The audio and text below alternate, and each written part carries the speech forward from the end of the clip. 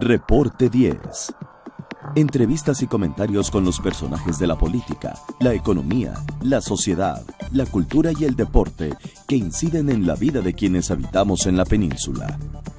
Reporte 10, conducido por Lilia Arellano, Abelardo Martín y Francisco Rodríguez.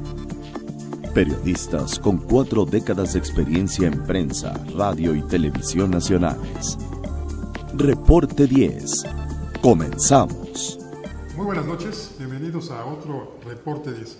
Esta noche con Claudia Rodríguez. Claudia, buenas noches. Muy buenas noches, Francisco. Con Alberto Pérez Blas. Alberto. Muy buenas noches, Francisco. Vamos a platicar con un invitado especial. Es la segunda ocasión que está con nosotros. A él le tocó dar una de las primeras patadas de arranque de este Reporte 10 y ahora regresa. José Ramón Martel. José Ramón, bienvenido, buenas noches. Muchas gracias, Paco, y muchas gracias a los dos. Me da mucho gusto pues estar aquí con ustedes. Hace mucho tiempo que no te veía y me va a dar gusto compartir esta mesa de reflexión. Igualmente, José Ramón. Si mal no recuerdo, la ocasión anterior que estuviste con nosotros, nos decías que estabas trabajando para que el PRI tuviese la posibilidad de postular a un candidato independiente. Y todos veíamos, aunque no lo mencionaste en aquella ocasión, todos veíamos a tu cercanía que estabas trabajando para José Antonio Meade. ¿Te salió bien el experimento? Fue una modificación a los estatutos de tu partido, el PRI, que salió exitosa y pues llegaste a la meta de postular a José Antonio Meade, un no priista, como candidato del PRI. Platícanos de aquella experiencia.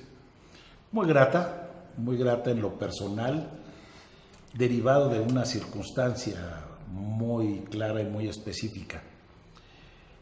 Como bien aquí nos está recordando Paco, conversábamos en aquella ocasión que el PRI necesitaba, para poder ser competitivo, presentar un perfil de idoneidad. Y voy a ser muy claro en por qué hablábamos en esa ocasión. No sé qué tanto lo profundizamos, mi memoria no me da. Pero lo que sí, las circunstancias me recuerdo perfectamente. Teníamos una calificación de la ciudadanía hacia el gobierno en términos generales muy poco favorable. Teníamos ya eventos pues muy vergonzosos para el priismo, ejemplo los Duarte, ejemplo los Borge, ejemplo Tomás Yarrington y muchísimos más que podríamos en este momento hacer memoria. Y venían cargando derrotas. Veníamos además de una circunstancia, y es muy puntual lo que está señalando.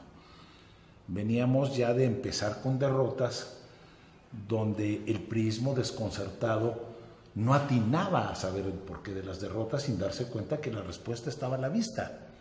Veníamos de derrotas del 2015 que se acentuaron en el 2016 durante la gestión de Manlio Fabio Beltrones, y que todo el mundo se preguntaba, ¿y por qué de las derrotas? Habiendo tenido una victoria tan amplia por el candidato a la presidencia de la República hace prácticamente ya 6 años, y al cabo del tiempo cambiando.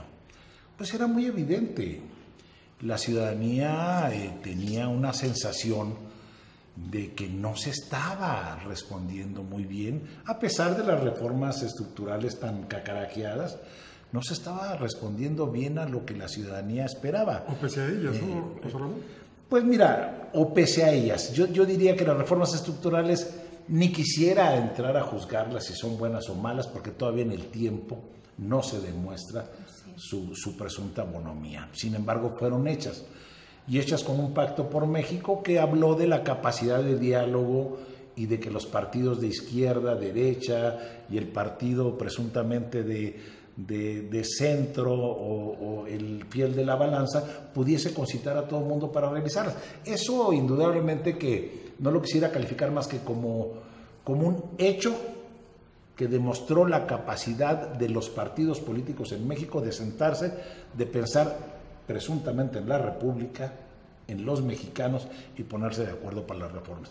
¿Qué tanto nos van a beneficiar? Todavía está por verse. Pero el hecho era de que ya teníamos calificativos que algún día se le platicaron a mi entrañable amigo Manlio.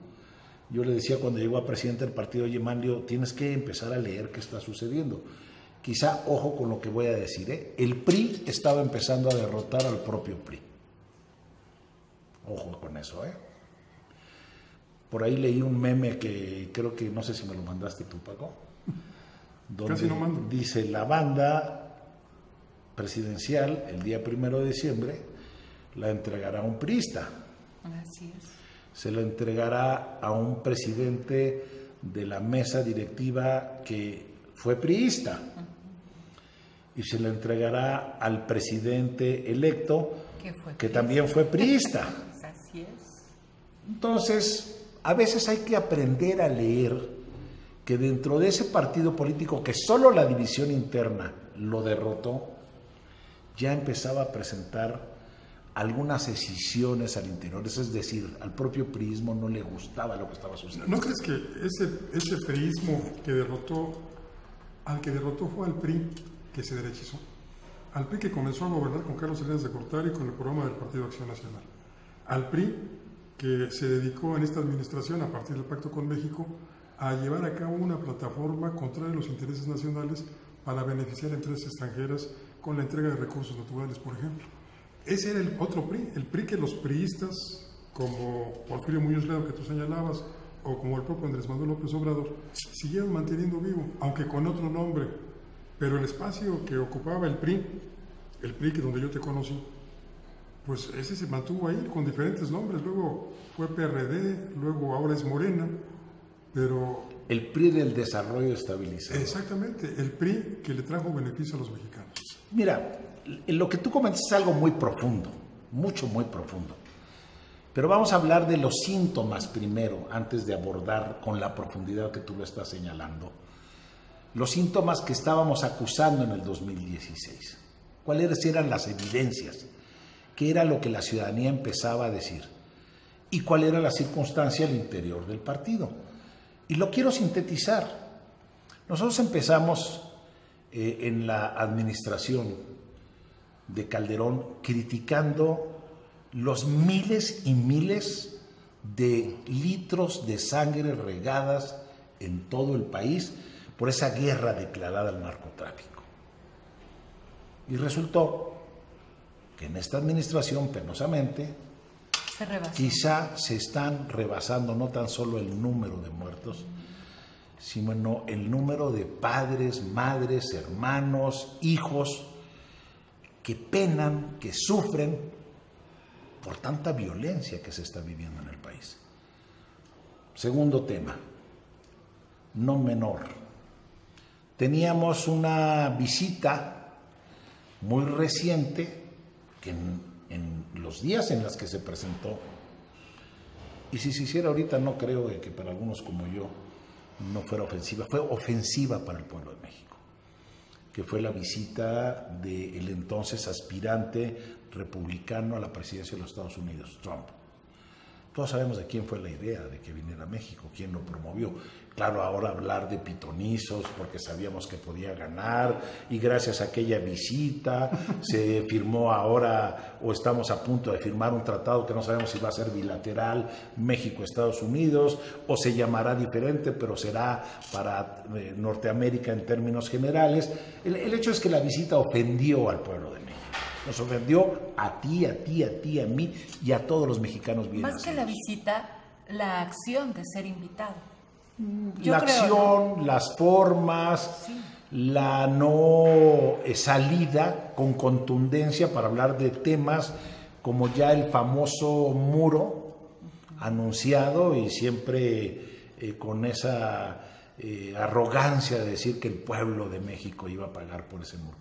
Y lo tercero, una reforma educativa que pues todos la deseamos, pero una reforma educativa que más que educativa parecía y ha sido apreciada por muchos como una reforma laboral en materia educativa, porque pues la reforma educativa lo que debería de tender es a lo que se hace en casas de estudio como la Universidad Nacional Autónoma de México y muchas otras casas de estudio, que lo que tiendes es a que la gente esté cada día con mejores sistemas de enseñanza evaluables y que la capacitación y la posibilidad de aprendizaje sea evidentemente mayor. Y esa no se veía en el ámbito de la educación pública en general, muy específica, dirigida a la educación primaria en este país, porque ese es en mucho el parámetro que a veces es evaluable. Entonces, para tratar de ir aterrizando esta expresión, no tenías tela de dónde cortar para decirle al pueblo de México que aspirabas a seguir contando con su confianza. Pero te faltó Quien algo muy estuvo importante, en materia... perdón que te interrumpa. Nada más déjame ¿Y la terminar corrupción? diciendo de esto. Déjame decirte esto. ¿No? Ahí ¿Y va, la ahí va. corrupción? Ahí va. Es el gran tema de este Ese es un tema que está en todos lados, pero te estoy hablando de encargos específicos. Presentas como candidato a quien está encargado de la seguridad pública. Qué difícil. No.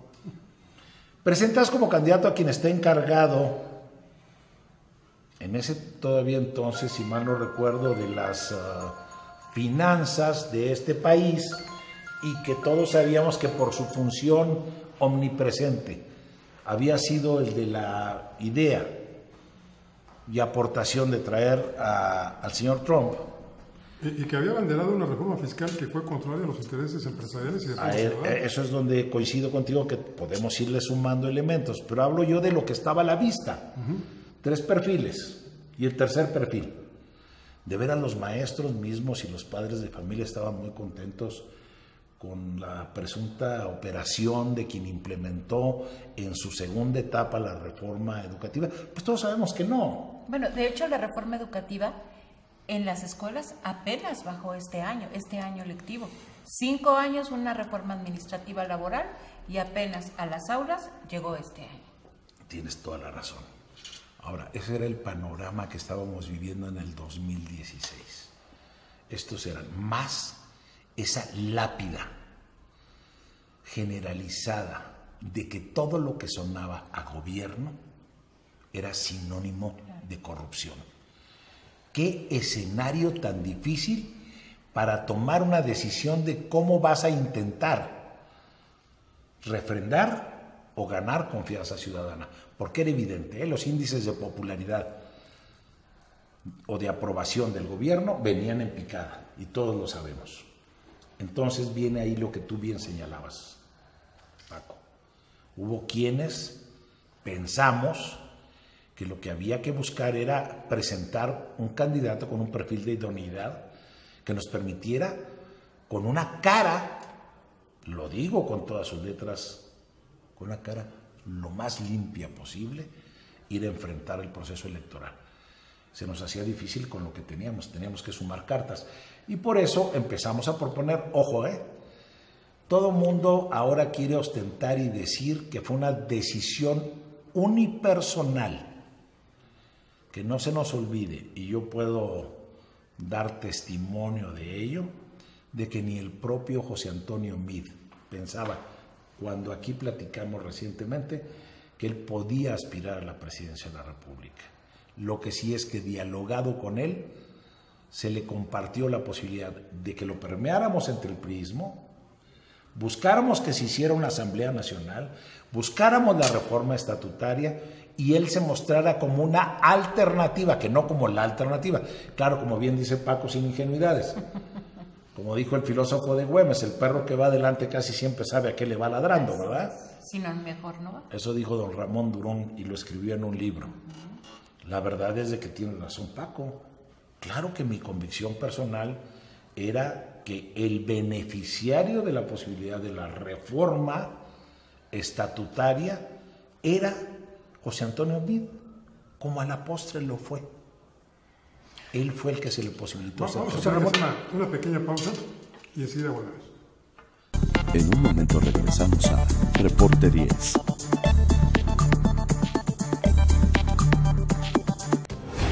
Las cosas que queremos, los proyectos que empiezan, las ilusiones concretadas, necesitan una asesoría legal y una base concreta. Notaría 64. Respaldamos tus actos legalmente.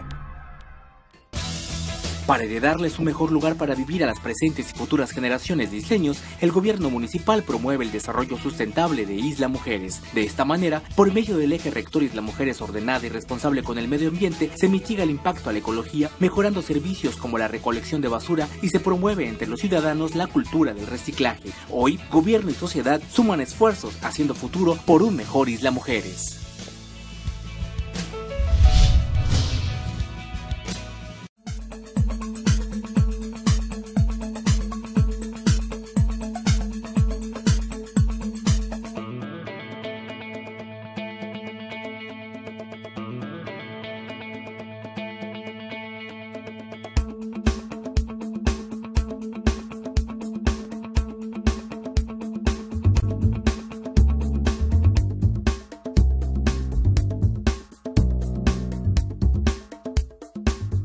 En esta temporada de calor, ayúdanos a prevenir incendios forestales y cuidar nuestro medio ambiente. No arrojes cerillos o cigarros encendidos a zonas con vegetación. No hagas fogatas. Por más precauciones que tengas, una flama puede provocar un gran incendio. No tires botellas de vidrio a lotes baldíos, ya que generan el efecto lupa con los rayos del sol iniciando el fuego. Si ves una fogata o el inicio de un incendio, apágalo con agua o tierra. Si el fuego es muy fuerte, ponte a salvo y avisa a las autoridades lo más pronto posible al 911. Unidos por nuestro medio ambiente, solidaridad, unido y transparente.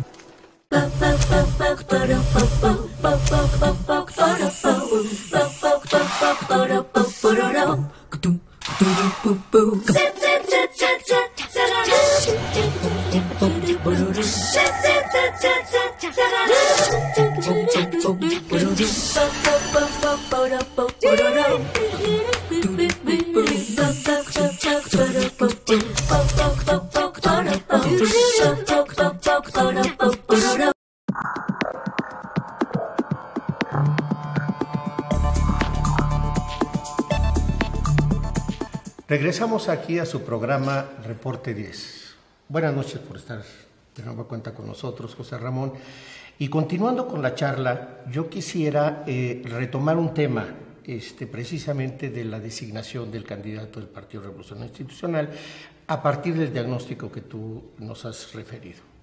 Sin embargo, yo te haría una pregunta. ¿Ese diagnóstico no tuvo el error de medir el sentir del priismo? Porque pareciera que el diagnóstico se hizo en la cúpula y los parámetros que determinaron el buscar una cara nueva no tomaron en cuenta la herida social que estaba enfrentando el propio priismo ante un régimen que, siendo un régimen que despertó la esperanza no solamente en el priismo sino en México de dar un cambio a la situación nacional, particularmente en áreas como la corrupción, de pronto se encuentra con que ese régimen acrecenta esos fenómenos que habían lastimado no solamente al priismo sino a toda la nación, y se pretende que por una figura muy respetable en su individualidad se pudiera hacer una convocatoria cuando ya había un juicio social hacia un gobierno y hacia los resultados de una administración fallida. En ese sentido, ¿no puedes considerar tú que a lo mejor este diagnóstico no fue lo profundo o lo necesariamente elaborado para darse cuenta que ya el daño era irreversible? Había quienes estábamos convencidos de que nada en la vida es irreversible e irremediable.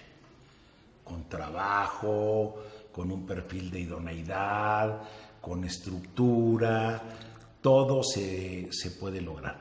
Y aquí además voy a aprovechar un comentario sobre lo que tú estabas diciendo, porque ha habido un debate impresionante también sobre cuestiones de si el no militante fue afectado por quienes sí somos militantes, porque no nos sentimos identificados, entonces no luchamos por él. No, la gran verdad es la que tú señalaste. La sociedad estaba herida, la sociedad estaba irritada, la sociedad estaba juzgando, la sociedad estaba demandando, y no se me olvida, voy a ahora irme unos meses después. Me tocó estar por primera vez en el llamado cuarto de guerra, Y el primer diagnóstico que se presentó por un experto, que pudo haber sido gente conocida y amiga, se hablaba de la necesidad urgente de un cambio. Y la presentación de las estrategias para poder enfrentar el proceso electoral desde la interna, desde la pre-campaña, todo tendía a dar mensajes de continuidad. ¿Sí me estoy explicando la contradicción? Una gran contradicción, ¿no? Entonces, desde luego que levanté la mano y dije, perdón, no entiendo lo que me están diciendo en este momento, ¿no? Si el diagnóstico es que la sociedad quiere un cambio, quisiera que me explicaran La continuidad. por qué lo que se presenta aquí es supuestamente un discurso donde el candidato o precandidato tiene que hablar de la necesidad de la continuidad. Esto es aberración política al talento y a la sensibilidad política. Se distrajo la conversación, se dijo, esto y lo otro, y no pasó absolutamente nada, porque comparto con lo que acabas de hacer como diagnóstico. ¿Cómo con un escenario tan difícil se pensaba que con un cambio de perfil pudiese solucionarlo? Yo sí fui, repito, no de los ilusos, sino de los que pensamos que lo primero que necesitabas era un nuevo perfil, un perfil diferente, y segundo, una estrategia adecuada. Y la estrategia tiene que ser partir de una realidad, cómo nos está viendo la sociedad. Aquí quisiera ahondar con dos datos para seguir en esta línea de discusión, porque creo que los resultados que son inequiparables, o sea, el PRI habría sido ya tercera fuerza en algún momento, pero no había llegado ni siquiera bueno, en ese momento había llegado a mantener al menos su voto duro. En este caso, ni siquiera mantuvo el voto duro. Y por eso es que yo creo que el diagnóstico fue absolutamente insuficiente, porque ni siquiera el voto duro priista se vio reflejado en la votación para presidente ni la compra del voto. No funcionó ninguna estrategia para al menos equiparar a los últimos resultados electorales presidenciales. Pero hay otro fenómeno. ¿Cómo visualizan ustedes desde el PRI el que el voto hacia Andrés Manuel López Obrador le da un mandato totalmente legítimo en función del cúmulo de votación otorgada, pero además castiga a los partidos políticos llamados nacionales y los convierte en minorías? O sea, los propios partidos nacionales pierden absolutamente todos los votos duros que normalmente teníamos estadísticamente previstos para ellos, e incluso se llega al extremo de que casi el 90% de los digamos, distritos o seccionales en los cuales el PRI ganaba permanentemente fueron perdidos. O sea, esto no me lleva más que a considerar que el propio priismo votó en contra de su candidato. Lo acabamos de y en ese sentido, creo que para el planteamiento que ahora se está haciendo dentro de este partido político de buscar una renovación y demás, están volviendo a partir del mismo error, o sea, un diagnóstico equivocado, porque se está partiendo en función de si no se hizo bien o mal una campaña, cuando en realidad lo que está en el fondo es cuál es la circunstancia del militante priista y si él mismo quiere volver a hacerse un replanteamiento de partido. Al menos por lo que se dice en la prensa, pareciera que de nueva cuenta se está repitiendo el fenómeno, un diagnóstico insuficiente. Yo creo que tu pregunta es también, nos obliga a reflexiones también largas y profundas. Son demasiadas cosas apastilladas con una genialidad de tu parte en muy poco tiempo. Primero, un contundente comentario. No todos los priistas somos iguales, No todos pensamos igual. Ya no hay un priismo genuflexo que tiene una forma de pensar única, que tiene una disciplina que tiende a única y exclusivamente asimilar lo que verticalmente se designe. No. La primera lectura, y comparto contigo equivocada, que se debió de tener, es algo que reitero y comparto con tu expresión. Era el propio PRI el que estaba indignado. La figura de los partidos políticos y el famoso voto duro como tal no existe ya en México. Por cierto, formamos parte de una corriente que ya es mundial, ya venía viéndose en el mundo el anti-status quo, las formas diferentes de romper con el estado de cosas.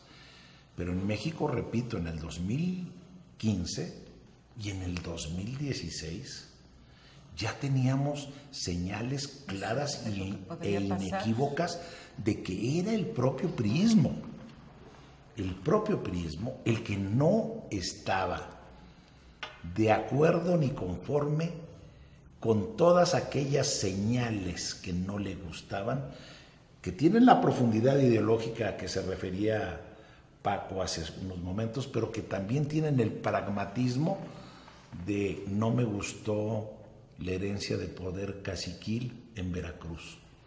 No me gustó, voy a mencionarlo también, en Tamaulipas nos asesinan un candidato del PRI.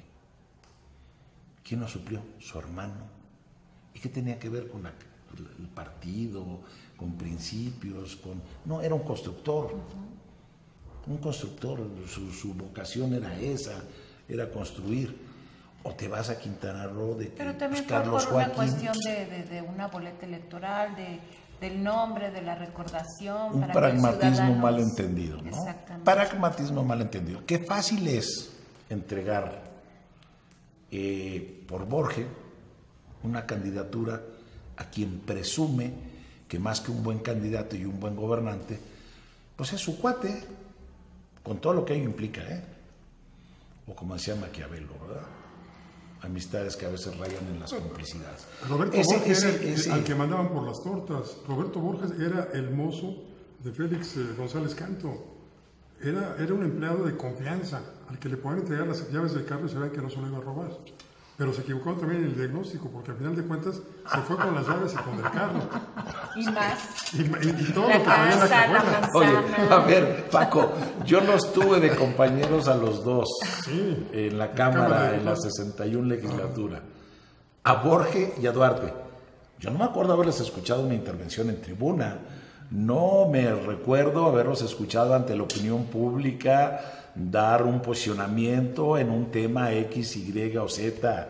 No me acuerdo de haber conocido su profundidad en su reflexión política. A lo mejor sí me puedo acordar del pragmatismo que tú señalas de que deben haber servido eficientemente a quienes sirvieron. Pero eso es lo que la sociedad inmediatamente nos dijo, cuidado, se están equivocando. Y yo recuerdo que quien era presidente del partido me dijo, con los candidatos que me pongan, con esos yo voy a ganar. Cuidado, cuidado. Yo no sé si eso es confianza exagerada, que algunos podríamos llamar soberbia, porque no es cierto. Ya los avisos estaban en el 15 y las confirmaciones estaban en el 16. Oye, pero se ganó estados como Oaxaca. Híjole, habría que profundizar. Ahí hubo mucho trabajo estratégico que no habría que demeritar. Para la presidencial también utilizaron un mal ejemplo, que fue el del Estado de México. Así es. Pero de eso quiero platicarte o preguntarte ahora que regresemos del corte. Adelante, Paco. En un momento regresamos a Reporte 10.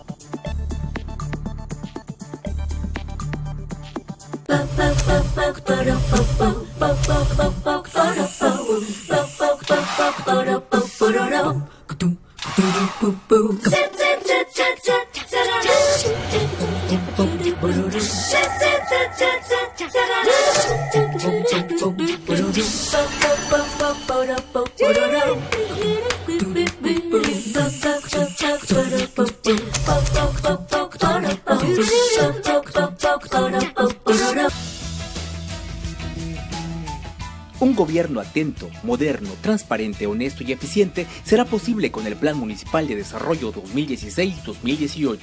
A través del eje rector Isla Mujeres de Buen Gobierno, se garantizará mejor atención a la ciudadanía con un gobierno cercano y de puertas abiertas.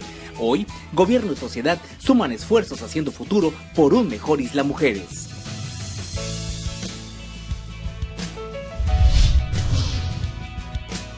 En esta temporada de calor, ayúdanos a prevenir incendios forestales y cuidar nuestro medio ambiente. No arrojes cerillos o cigarros encendidos a zonas con vegetación. No hagas fogatas. Por más precauciones que tengas, una flama puede provocar un gran incendio. No tires botellas de vidrio a lotes baldíos, ya que generan el efecto lupa con los rayos del sol iniciando el fuego. Si ves una fogata o el inicio de un incendio, apágalo con agua o tierra. Si el fuego es muy fuerte, ponte a salvo y avisa a las autoridades lo más pronto posible al 911. Unidos por nuestro medio ambiente, solidaridad, unido y transparente.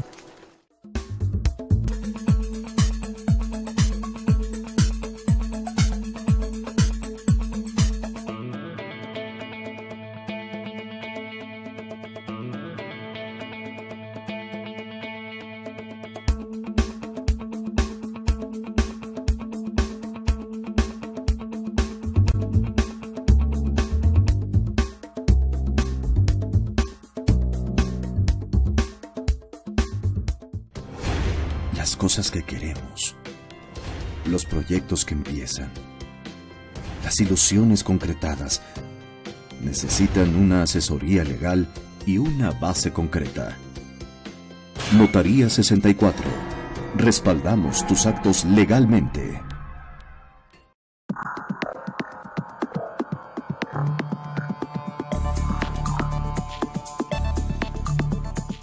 Gracias por continuar en este reporte 10. Estamos conversando muy animadamente, como usted ve, con José Ramón Martel, que se decía en alguna época que era sobrino de José López Portillo. Si no lo mencionas, güey. Oye, José Ramón, estamos escuchando.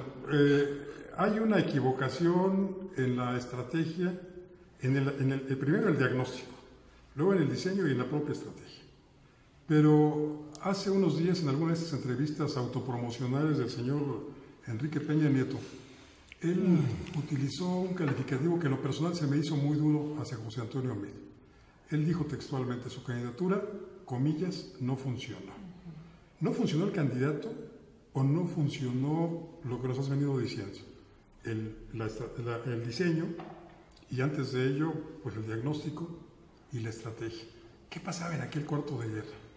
Porque algunos trascendidos decían que aquello era como el Rosario de Amozoc, todos contra todos, y a final de cuentas no que salía había nada positivo. Varios cuartos de guerra, ¿no? Sí.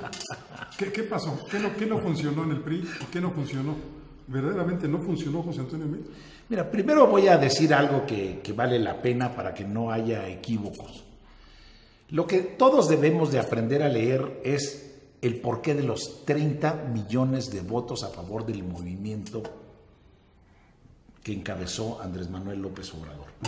Y a partir de eso, respetar la lectura puntual que la ciudadanía, sí se vale decir, ¿verdad? Estaba hasta la madre de lo que venía ocurriendo, ¿verdad? Esa es la expresión más corta, más inequívoca y más puntual del estado de cosas que se venían Más viendo. allá de hasta la madre, más allá. Déjame ser muy prudente con el comentario para no decir. Entonces, esa es una realidad. Ahí están los votos. Ahora, se pudo haber hecho otra cosa. A nadie nos gusta el hubiera, ¿verdad? Nadie. Pero en lo personal, sigo pensando que el PRI tuvo el mejor de los candidatos que pudo haber seleccionado hacia la presidencia de la República. Sin embargo, la estrategia fue totalmente inadecuada. Un PRI primero que lo recibe con un dirigente que todos lo sabemos, yo fui legislador, había negado su militancia en el partido. La había negado. Luego se inventa una credencial, falsifica una credencial. Pues no sé, mira, tuvo la 003, ¿no? Sí. Por los tiempos me imagino que la 001 debe haber sido para el presidente Salinas. La 002 debe haber sido para el difunto Luis Donaldo Colosio, que era presidente del Comité Nacional, y yo creo que con lo visionarios que eran, han de haber dicho, este muchacho tiene mucho futuro, y le dieron la 3, ¿verdad? O los llevó en el taxi. A lo mejor los llevó en el taxi de la flotilla, ¿verdad? La de Puebla o la de Nuevo León, no sé en cuál. o habrá en el Distrito Federal ya También. alguno, no sé.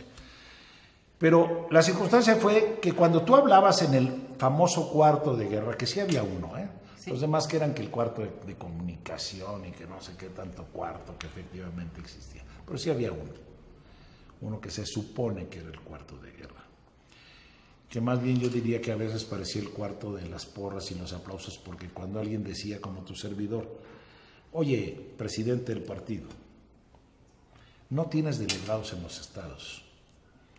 Cómo me encanta eso que se va a quedar para la historia. No hay delegados, pregúntale al de... ¿El de Puebla?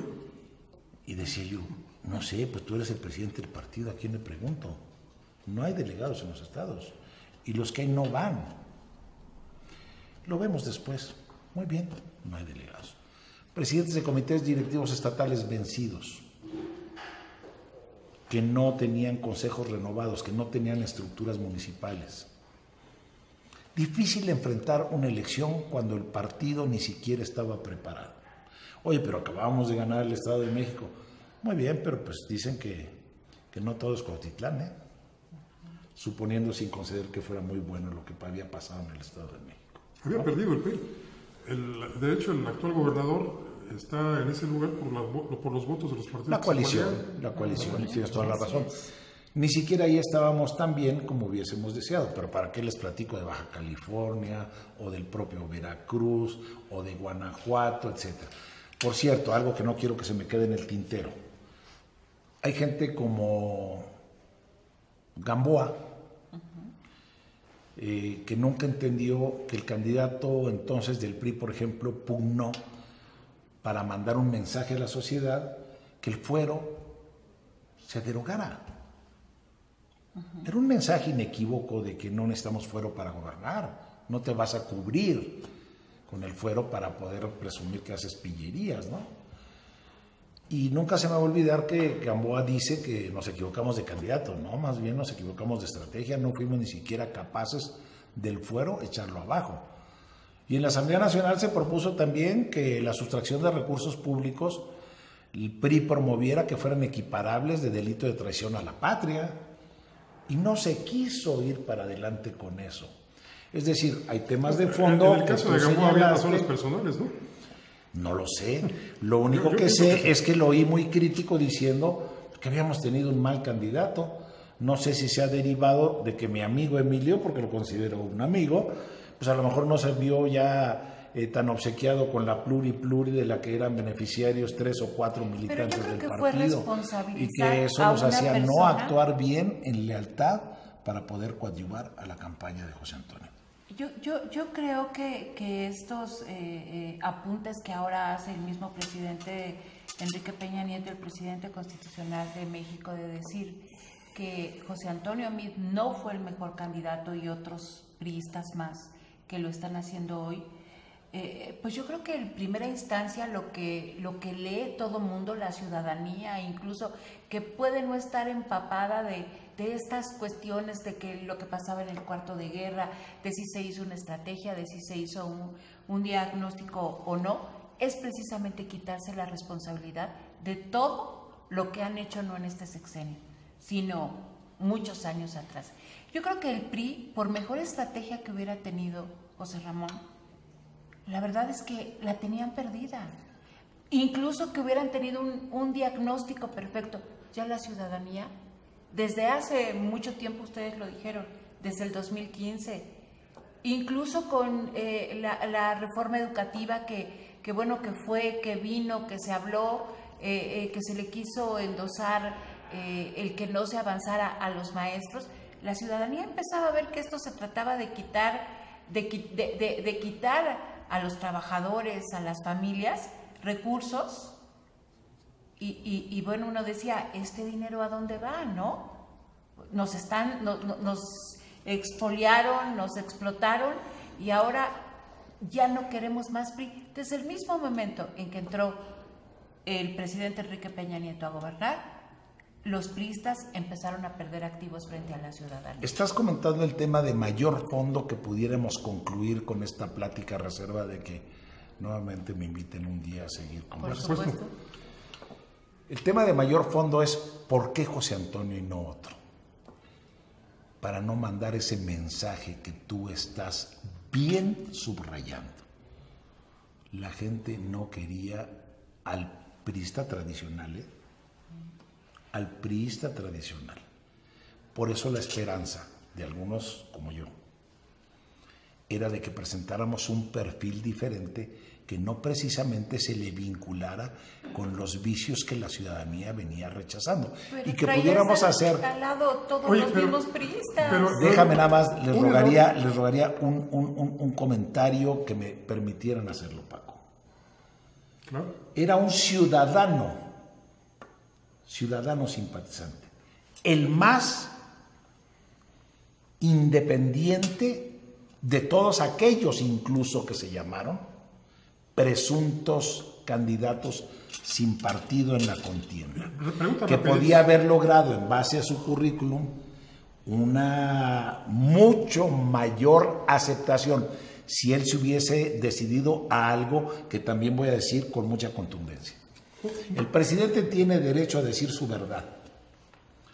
Y como dijo Porfirio el día de ayer, yo defenderé, ¿lo dijo cuándo? ¿Hace 3 días? Yo defenderé hasta con mi propia vida tu derecho a decir lo que piensas, aunque no piense igual que tú. Yo te quiero decir es que respeto lo que dice el presidente y defenderé su derecho a decirlo.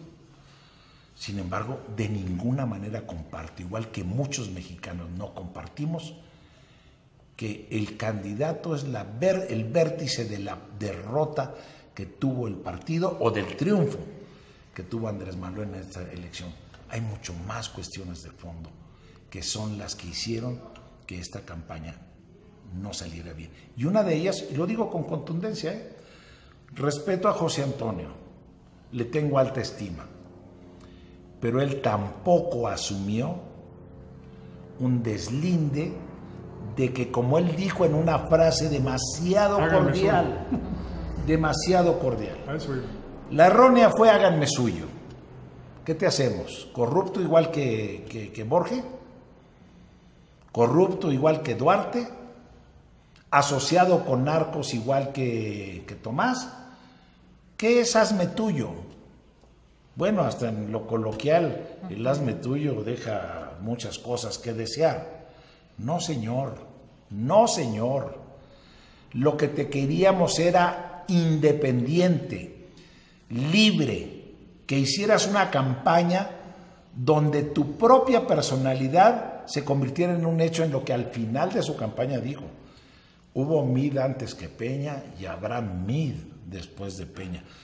Eso es lo que queríamos saber desde la precampaña, que no eras dócil ante quienes querían y te impusieron el mando de tu campaña, de tu coordinación y de tu candidatura.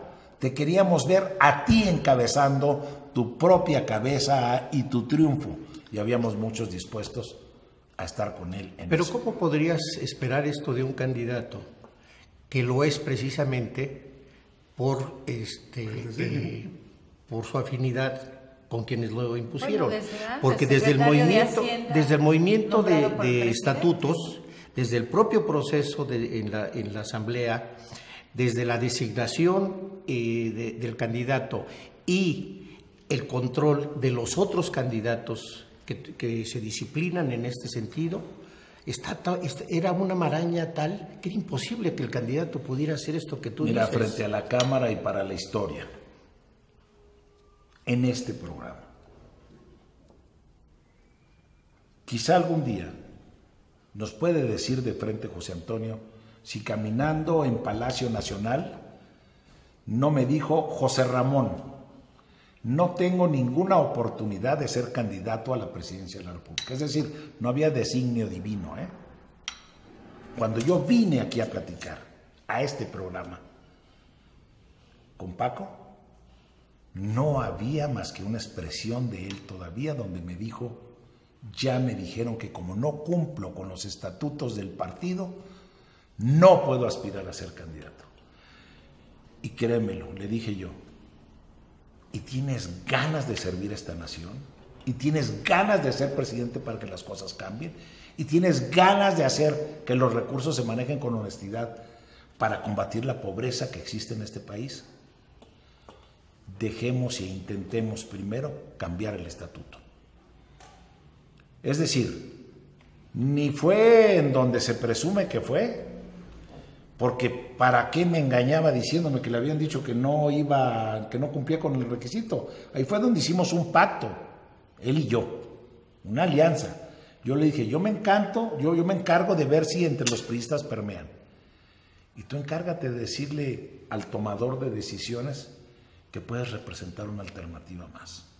Y fue muchos meses después, primero se logró la asamblea, y después de lograr la asamblea, un día también me dijo, en Palacio Nacional, caminando los dos, por los pasillos en la soledad, los dos, única y exclusivamente los dos, que me dijo, hay muchas posibilidades de que se vaya para abajo lo de los candados. Pero todos sabemos que esto es una instrucción del presidente.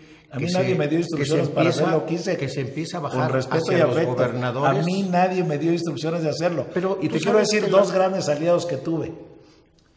Porque además lo digo otra vez, frente a la Cámara y para la historia, porque estos son asuntos no menores. Pero a mí nadie me dio la instrucción de ir a la asamblea.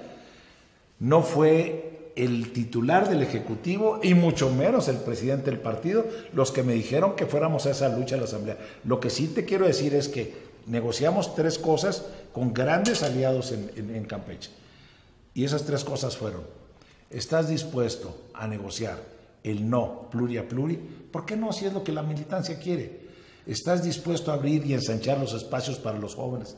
Que de 3 candidaturas, una sea para jóvenes, hombre o mujer. Hombre, le dije, pues eso es parte de lo que luchamos desde nuestros orígenes, cuando empezamos a hacer política. Entonces, si estas cosas las podemos pactar, es más fácil que el acuerdo para salir. ¿Y dónde estaba Ochoa en la Asamblea de Campeche? Ahí estaba. Pero los gobernadores estaban esperando línea y la recibieron y fue cuando se abrieron los candados. Contundente para ti, contundente. Los gobernadores son mayoría para ascendencia de los consejeros en el tiempo de la asamblea, no. Ya no teníamos más. Esas se las ganaste, a mí me consta. Yo estuve presente en eso y me consta que se las ganaste con el apoyo de Alejandro Cárdenas, gobernador de Campeche, sí, y próximo presidente del PRI, según sé. Que va a ser de los que va a aspirar seguramente. José Ramos, se nos agotó el tiempo, hay muchísimo más de lo cual platicar, pero te invitamos a 2 cosas. A que regreses, vuelvas al programa, no regreses nada. Vuelve al programa con nosotros y el pacto que vamos a hacer ahora, que traigas a José Antonio Almeida a platicar con nosotros. Híjole, no sé si él me acepte venir, pero yo lo intentaré con todo gusto. Y otra cuestión que es muy importante para lo que cerraste hace un momento. A partir de diciembre, quizá veremos quiénes aspiran a dirigir, no el PRI de la franquicia, sino el PRI que podría rescatar, ser nuevamente un partido de causas y de compromisos sociales, aquellos de los que tú hablabas en el inicio de nuestra agradabilísima conversación, de un PRI que realmente piense que la sociedad lo que tiene es esperanza en este gobierno de que por fin se palee con mayor determinación la pobreza, se palee con mayor determinación la corrupción, se palee con mayor determinación la violencia. Y si este gobierno no puede, debemos de resurgir nuevamente como una alternativa, siempre y cuando le digamos a la sociedad para qué queremos gobernar. Ahí todavía hay un PRI idealista, sólido, que pudiese dar una batalla. Pues ojalá. Alberto Pérez Vaz, muchas gracias, buenas noches. Muy buenas noches a todos ustedes. Claudia Rodríguez, gracias. Gracias, Francisco, buenas noches.